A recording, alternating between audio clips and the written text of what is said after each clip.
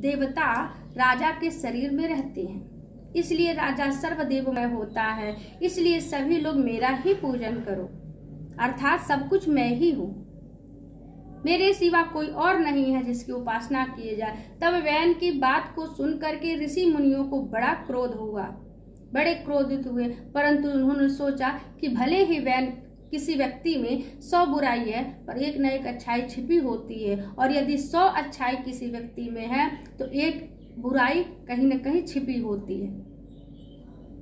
तब इसलिए उन्होंने वैन के शरीर का मंथन करवाया, और जब वैन के शरीर का मंथन हुआ तो देखिए नाभि के निचले भाग को अपवित्र माना गया है, और जब उसका मंथन हुआ तो उसमें से एक बवना उत्पन्न हुआ। बवना वह कौवे के समान काला था। उसने ऋषियों से पूछा कि मैं क्या करूं? तब ऋषियों ने कहा निषीद, अर्थात तुम बैठ जाओ। वह निषाद का, इसलिए वह निषाद कहलाया, और इसी से निषाद नाम की जाति की उत्पत्ति होती है। और वह जंगल की ओर चला गया, और यहाँ नाभि के ऊपरी भाग को पवित्र माना गया है।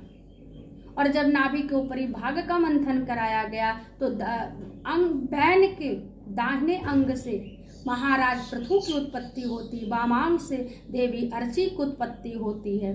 एष विष्णोर भगवतः कला भुवन पालिनी, यम चो लक्ष्म्याः संभूति पुरुषस्यान पालिनी। अर्थात महाराज पृथु साक्षात श्री हरि नारायण के अंश थे, और महारानी अर्ची जो थी वो साक्षात माता लक्ष्मी की अंश थी।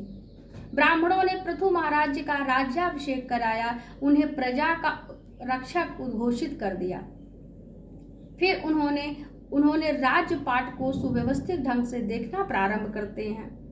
यहाँ एक दिन की बात है, महारानी अर्ची पृथु महाराज के पास आकर कहती हैं कि महाराज, पृथ्वी ने अन्य और समस्त रत्नों को अपने अंदर छिपा लिया है।